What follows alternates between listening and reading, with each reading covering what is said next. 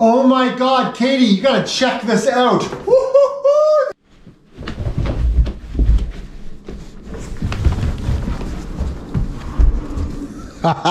This is awesome.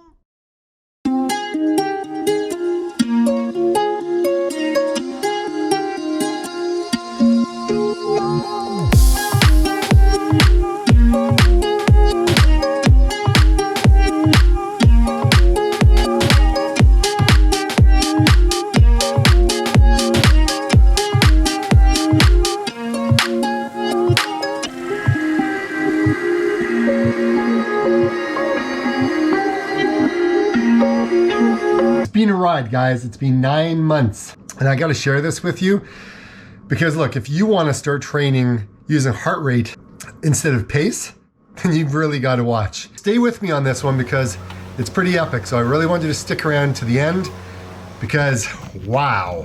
I started this crazy adventure because I needed some accountability for my running. And what I was doing was not working. I just wasn't doing well. I got injured, I burned out, and I just gained a lot of weight and I lost my motivation. So I decided, hey, something had to change and this is what I had to do. So I guess some of the challenges I had were self-doubt, right? Self-doubt was really, really difficult for me. I had a lot of struggles running in the summertime. It was like way too hot. Wintertime, it's been hard too because, you know, your veins contract, so you've only got so much that your blood can pump through. It's a challenge. Like, it's not easy, right? Like when it's summertime, the temperatures are like 80 degrees, 90 degrees. It's extremely hot and humid, and you're looking at your pace and you're looking at how slow it goes. It is hard to see that you can get any benefit from this way of running. I wanted to quit pretty much all the time. When you're struggling to keep your heart rate at this particular zone and you're trying to push your way through, there's got to be something that continues to make you want to move forward. And quitting just wasn't an option because I couldn't go back to being what I was before, right? Like, I was overweight, I was unhealthy, I didn't have the motivation. There's a lot of things I didn't have. And so I wanted to be able to continue and not go back to that person. I wanted to be a better version of me. A quote I live by is basically one of my own quotes. And it's, get out and run. There's really no two ways to deal with it. If you want to see the results, you got to put in the work. And the only way you can do that is by getting out and running. So that's my quote, and that's what I live by. Running over the last 9 months at this particular heart rate, it takes a lot of time. Over the last 9 months, I had to ask myself, why am I doing this? Why am I continuing to run at a slow heart rate continuously for month after month after month? And really, it came down to knowing what my why was. And the why was I didn't want to go back to what I was before. There was no way I wanted to be a big, fat, sick guy who could die from a heart attack, right? I just didn't want that. I wanted to be around for my daughter when she got older, to be around, to see her get married, to see her with her life experiences. And to be quite honest, she's right behind the camera right now, helping me do this.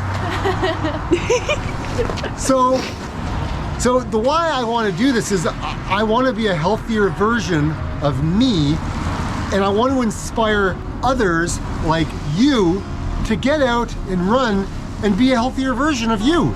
That's really what it comes down to. It is, let's lead by example and show people that, yeah, it can be done. You can get faster running at a low heart rate. It really can be done, and it's not that hard. Okay, so what kind of support do you need while doing this type of training? Is you'll need an understanding wife, partner, husband, whoever, because it's gonna take a bit of time, and you're gonna have somebody to get you to run, to kick you out the door, to get running, because If you don't, 9 times out of 10, you're literally just gonna not do it. To have people stand behind you and say, hey, you can do this, right? This is possible. Setting your expectations high can be a recipe for failure. What I would suggest is start off slow, all right? And I mean that seriously. Just run slow, right? Because there's a lot of moving parts to this process, right? Changing your diet, running slow, getting enough sleep, making sure that you're not having too much coffee, like all these things, it could be too much for you to think about. So what I would suggest is have a realistic goal that it's gonna take a number of months. There's a number of components that I would suggest really paying attention to. One of them is the food that you eat. If you're eating junk food, guys, you're not gonna get the results. It's like putting in crappy gas in a sports car. You're just not gonna get the performance out of it. So treat your body as if you're that performance car. You need to make sure that you get enough sleep. I've been saying this for a while and I've seen this happen. If you are only getting 4 or 5 hours sleep and it's interrupted, chances are you're gonna struggle. You're not gonna do so well. So make sure that you get at least 7 or 8, even maybe 9 hours of undisturbed sleep if you can, because it'll make a massive difference. I found temperatures made a massive difference. So the hotter it was, the harder I had to keep my heart rate lower. The cooler it got, the better my heart rate was. But it reaches a diminishing return the colder it got. So when it's freezing, like, we're talking like -10, -20. So the key takeaway to this whole entire training is, I'm gonna sum this up in a couple of words. Consistency, time on feet. So some of the amount of mileage that I've been able to run, some of the months were 500 kilometers, 400 kilometers. It's whatever you can make happen, right? So if you can run consistently, take a couple of days off a week, and just stay base build mode, just think about that, you'll have a lot of success. And like I went through this whole entire time thinking, am I ever gonna get faster? But I did. Every single month, I got faster and faster and faster. And I put it in a chart. So that way I could actually see what was going on. See if I was seeing the results. I was doing the math tests, right? I did all of that. And I knew deep down it would work, but I just didn't know how long it was gonna take. And I saw it after 4 months, I saw it work. And now after 9 months, I see it work. So you can achieve it, you can do it, make it happen. Going from a 13:46 mile pace to a 9:30 mile pace, 9 months. 9 months I was able to do that. And one of them was like a 10 kilometer to a half marathon, or 6 miles to 13.1 miles, okay? So think about that.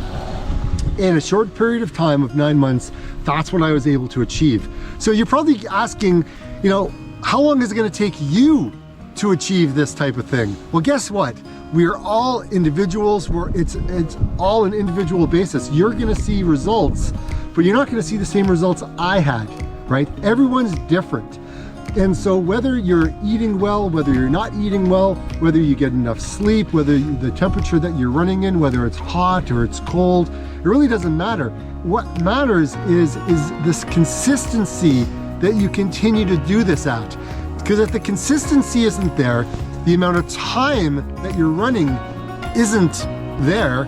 Like if you're not increasing the amount of time on your feet, if that's not there, you're gonna have a hard time and you're not gonna achieve the goals. That's what I did. I worked my way up.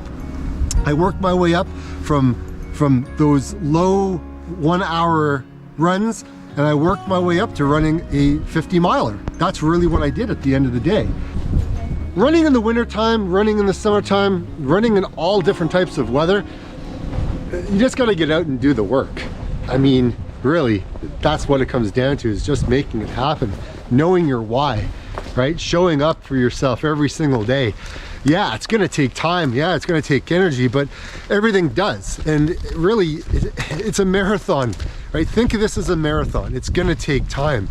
So if you can kind of keep your ego at bay, be consistent, increase your time on feet each and every week, if you can get in 8 to 10 hours, 8 to 12 hours, that's some good time on your feet, and you can start seeing some really cool results.